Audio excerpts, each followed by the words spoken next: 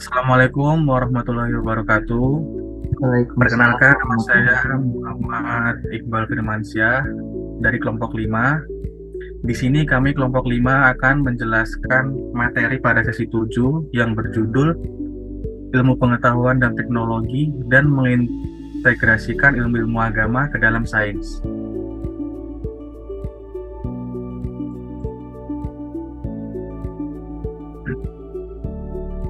Berikut ini adalah anggota kelompok 5. Yang pertama ada Muhammad Iqbal Firmansyah, saya sendiri. Yang kedua ada Kak Firman Supirman. Yang ketiga ada Pak Agus Mursyid. Yang keempat ada Kak Vincentius Iwan Ari Nugroho. Kelima ada Kak Leroy Lionel Yuhaniar. Selanjutnya ada Kak Syahna Zulhijjah. Ada Kak Wiwi Wahyu Ningsi. Ada Kak Maria Ulfa. Kak Rima Nuroktaviani. Dan terakhir ada Kak Uci.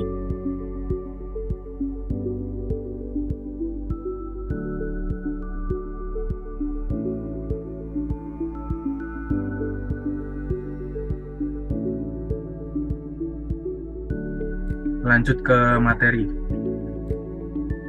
Ontologis kajian keilmuan. Istilah ontologi berasal dari bahasa Yunani, ontos dan logos. Ontos berarti sesuatu yang berwujud, sedangkan logos berarti ilmu atau teori yang Dengan demikian, secara bahasa ontologi dapat diartikan sebagai ilmu atau teori tentang wujud pada hakikat yang ada. Sedangkan pengertian terminologisnya pada ontologi adalah kajian tentang hakikat segala sesuatu atau realitas yang ada yang memiliki sifat universal untuk memahami adanya eksistensi. Dalam kaitannya dengan ilmu pengetahuan, maka ontologi adalah kajian filosofis tentang hakikat keberadaan ilmu pengetahuan.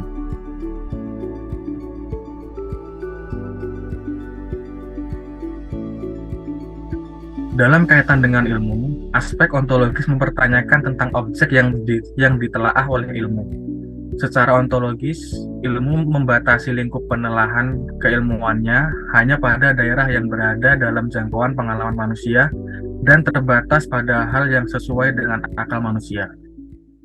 Ontologi membahas tentang yang ada, yang tidak terikat oleh satu perwujudan tertentu, membahas tentang yang ada, yang universal, dan menampilkan pemikiran semesta universal, berupaya mencari inti yang termuat dalam setiap kenyataan dan menjelaskan yang ada yang meliputi semua realitas dalam semua bentuknya. Untuk selanjutnya akan dilanjutkan oleh Kak Wiwi. Kak Wiwi, dipersilahkan. Terima kasih.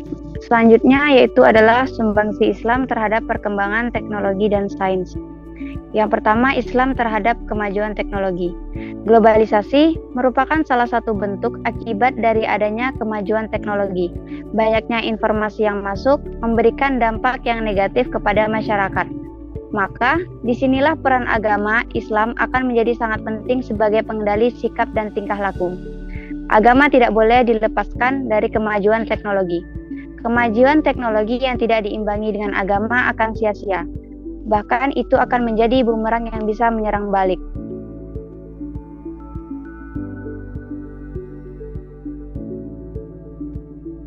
Agama Islam memandang teknologi sebagai sesuatu yang sangat penting.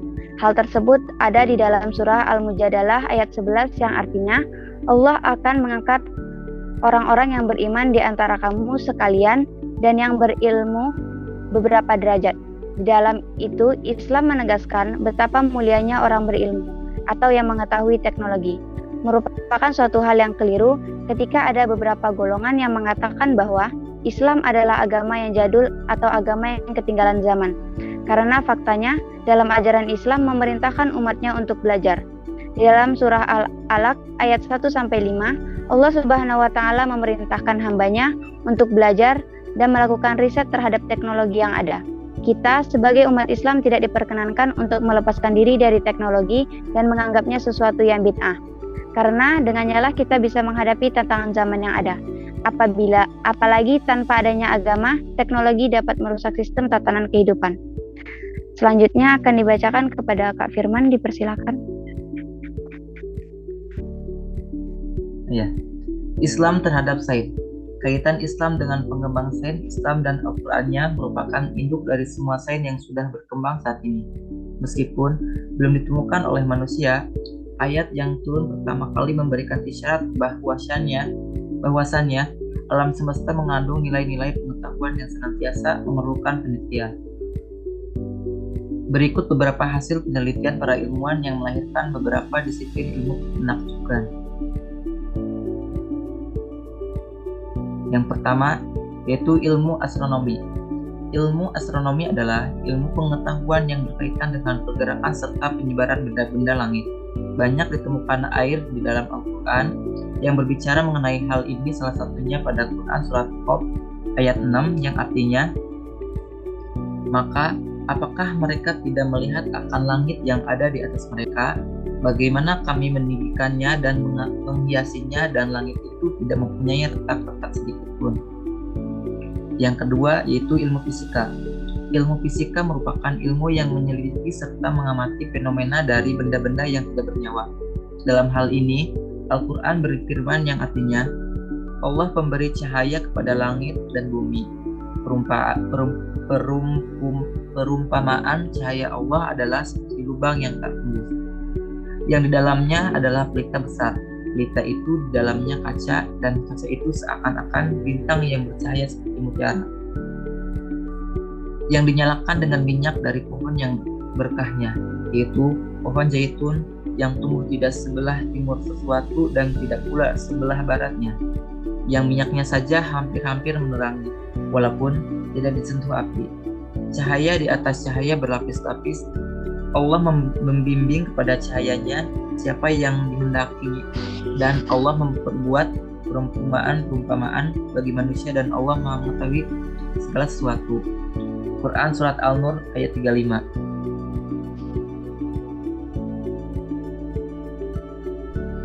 Selanjutnya dilanjutkan oleh Kak Syana. Baik, terima kasih Kak Firman.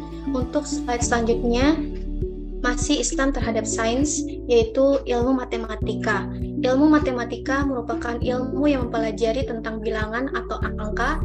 Dalam Quran Surah Al-Kahfi ayat 19, Allah berfirman yang artinya, dan demikianlah kami bangunkan mereka agar mereka saling bertanya di antara mereka sendiri.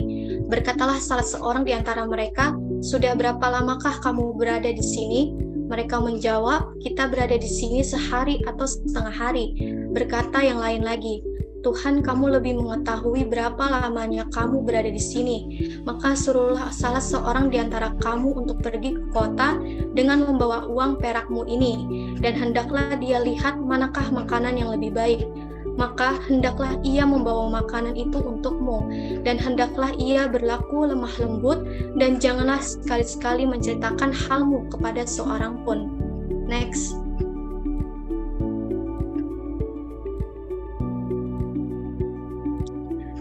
Slide selanjutnya, pentingnya integrasi Islam dan sains.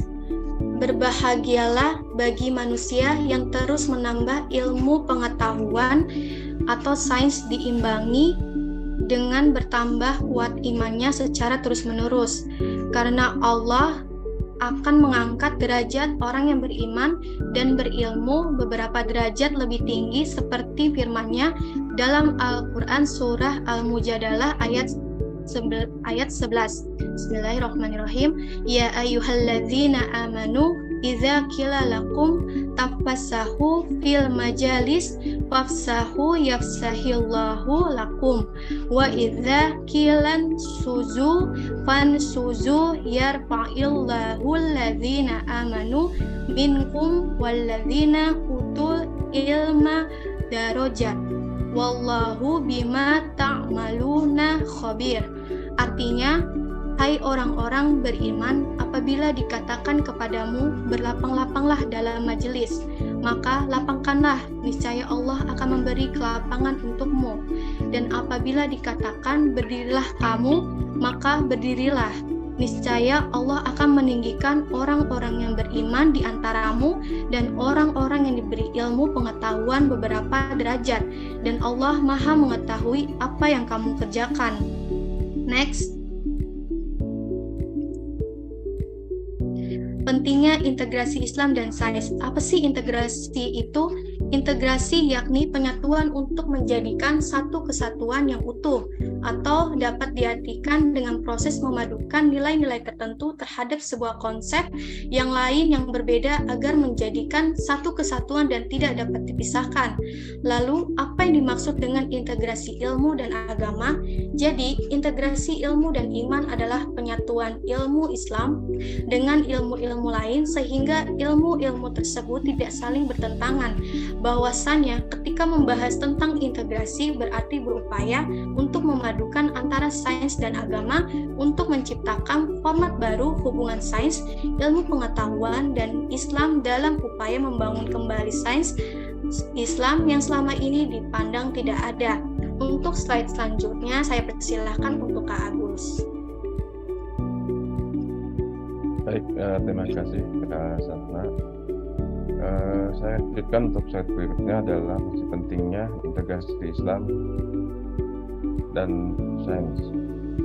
Salah satu tokoh yang terkenal dengan karya-karya klasik seperti yang ditulis Imam Al-Ghazali, ilmu agama dan sains pada dasarnya bukan merupakan hal yang baru dalam Islam karena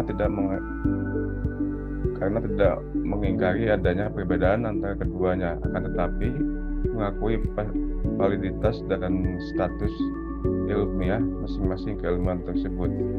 Jika kita melihat dari sudut perbedaan dengan dikotomi yang dikenal dalam Islam, sains modern Barat sering menganggap rendah status keilmuan ilmu agama yang tidak dapat dikatakan ilmiah jika objeknya bersifat empiris. Padahal ilmu agama tentu saja tidak dapat menghindar dari pembahasan hal-hal yang sifatnya gaib seperti Tuhan, malaikat, dan lain-lain. Selanjutnya,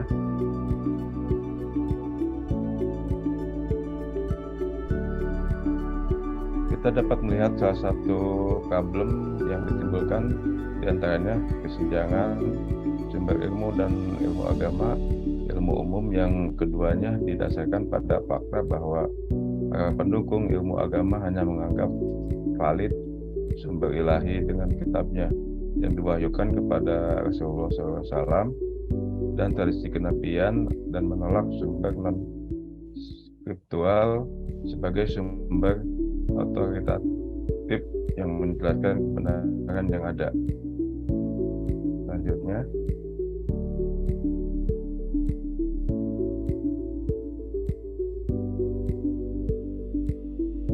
maka kita bisa melihat bahwa gerakan integrasi Islam dan sains benar-benar harus diupayakan dengan sungguh-sungguh yang didasarkan pada pertimbangan antara lain.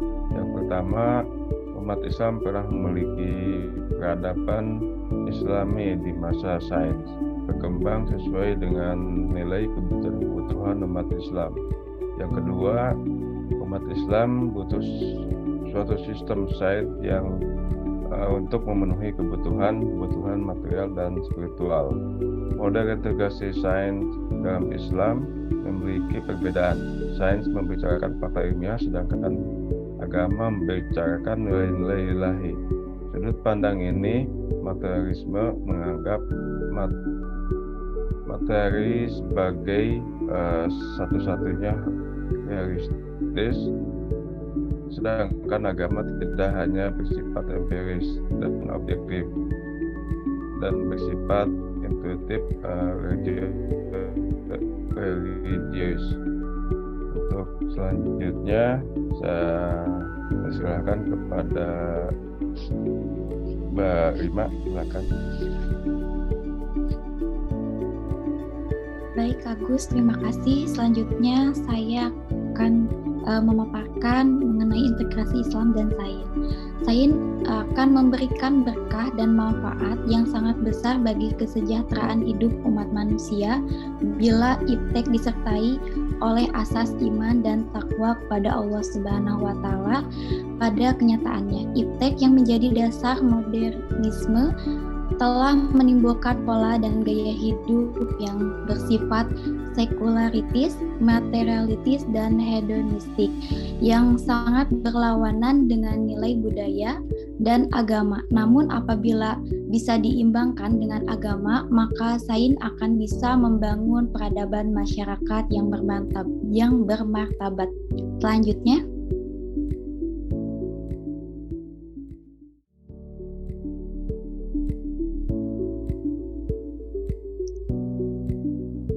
integrasi Al-Quran sebagai sumber inspirasi, yakni meletakkan Al-Quran pada awal pembelajaran sebagai payung pengetahuan atau sumber inspirasi ilmu. Ilmu pengetahuan atau sumber rujukan utama yang selanjutnya dijelaskan oleh berbagai fenomena dalam sains.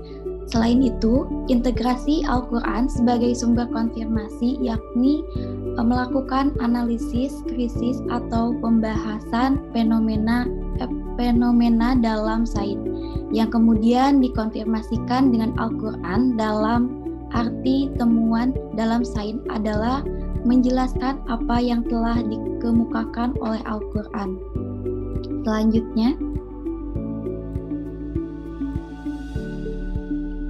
integrasi ilmu yaitu usaha-usaha yang dapat dilakukan dalam mewujudkan integrasi Islam dan sains di lingkungan pendidikan, terutama pendidikan Islam dengan melakukan langkah-langkahnya sebagai berikut. Poin pertama, menjadikan kitab suci sebagai basis atau sumber utama ilmu Al-Quran. Dalam perintegrasian ilmu ini diposisikan sebagai sumber utama atau landasan dasar sebagai pencapaian ilmu umum yang diperoleh dari hasil observasi, eksperimen, dan penalaran logis yang kedudukannya sebagai sumber pendukung dalam rangka menambah keyakinan kepada Allah Subhanahu wa Ta'ala melalui sumber utama yakni Al-Quran, serta menumbuhkan pribadi yang menghormati perbedaan yang ada dan tidak bersikap rasis. Selanjutnya, materi selanjutnya akan dijelaskan oleh Kak Uci. Silakan Kak Uci.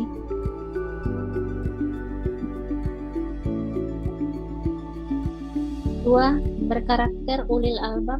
Ulil albab adalah orang yang benar-benar mampu menggunakan akal dan pikirannya untuk memahami fenomena alam sehingga dapat memahami sampai pada bukti-bukti keesaan dan kekuasaan Sang Maha Pencipta, yakni Allah Subhanahu wa Ta'ala. 3. Mempelajari ayat Al-Quran yang berbicara tentang sains. Menelusuri ayat-ayat Al-Quran merupakan bentuk langkah yang sangat vital untuk terintegrasinya sains dan Islam. Seterusnya bahwa kebenaran Al-Quran itu merupakan sumber yang relevan dengan ilmu pengetahuan sains yang saat ini sangat pesat perkembangan. Next.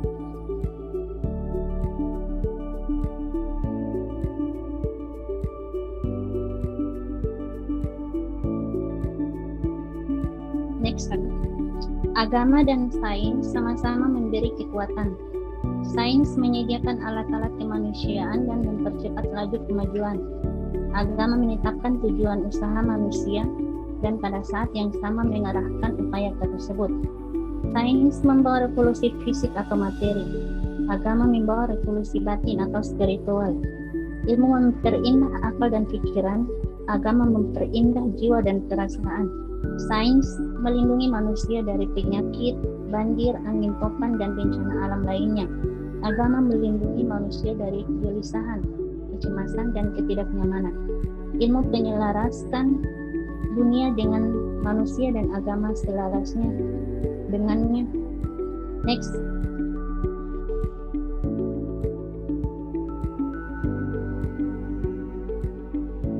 Eropa modern membangun sebuah sistem yang realistis pengalamannya, yang diungkapkan dengan menggunakan akal saja, tidak mampu memberikan semangat yang ada dalam keyakinan hidup. Dan ternyata keyakinan hanya bisa didapat dari pengetahuan kepribadian rohani. Inilah yang kemudian masuk akal semata-mata tidak memberikan pengaruh kepada manusia.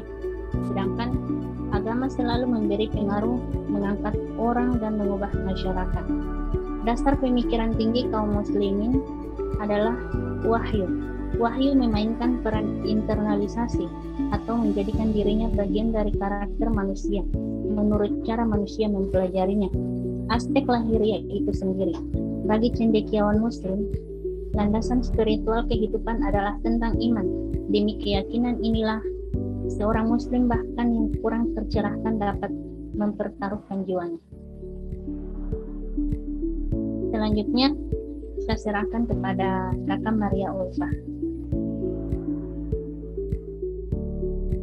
Baik, terima kasih Kak Uci.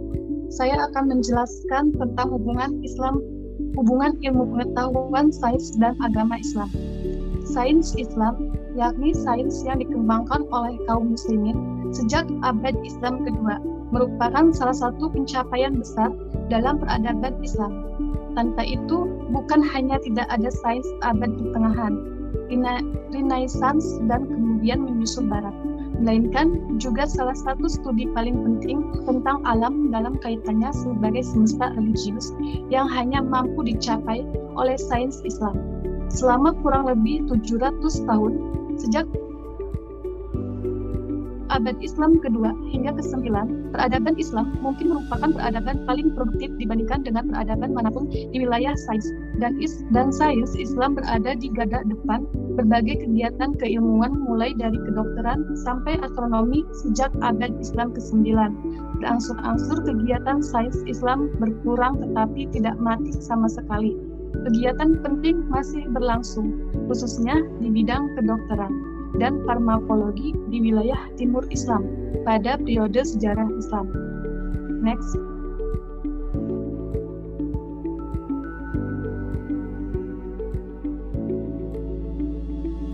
Ilmu kedokteran.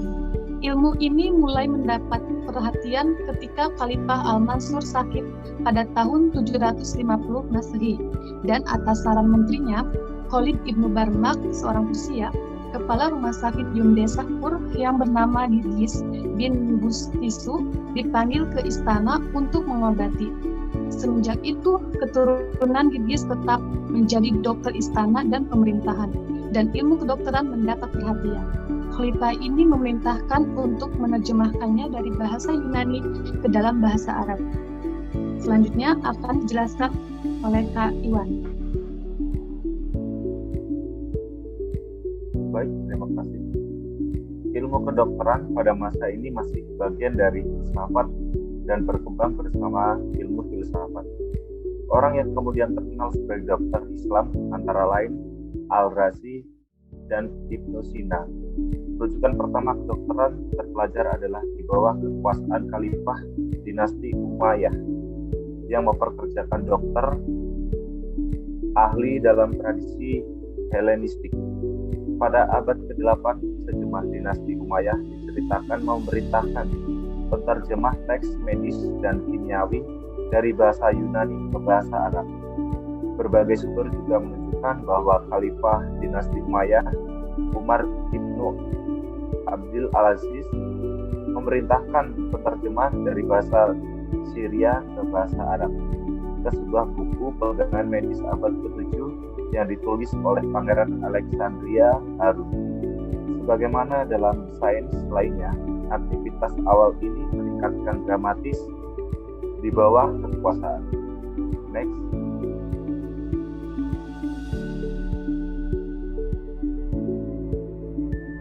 Khalifah dinasti Abbasiyah di Baghdad yang memperkerjakan para dokter Nestoria dari kota Nisapur. Secara khusus, generasi ke-8 keluarga Baktisu merupakan dokter yang terkenal di istana Abbasiyah hingga abad ke-11. Sebagai pelengkap bagi praktek kedokteran terpelajar, penerjemah teks-teks medis dan tulisan medis baru mulai muncul pada abad ke-9. Sebagian besar tulisan ini didasarkan pada kedokteran Helenistik. Namun pada periode paling awal, beberapa risalah baru berisi tampilan atau muatan asli yang tidak ditemukan pada sumber Yunani sebelumnya. Penerjemah dan dokter pada masa awal paling terkenal adalah Yohana Ibnu Kepala Bad Al-Hikmah dan Umayyah Ibnu Ishaq. Selanjutnya akan saya kembalikan ke Kak Iqbal. Oke, mungkin tadi penjelasan dari materi sesi 7 yang sudah dijelaskan oleh teman-teman. Berikut ini adalah daftar referensi yang kita gunakan untuk membuat materi tersebut.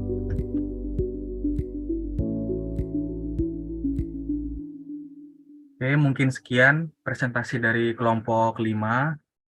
Kurang lebihnya kami mohon maaf.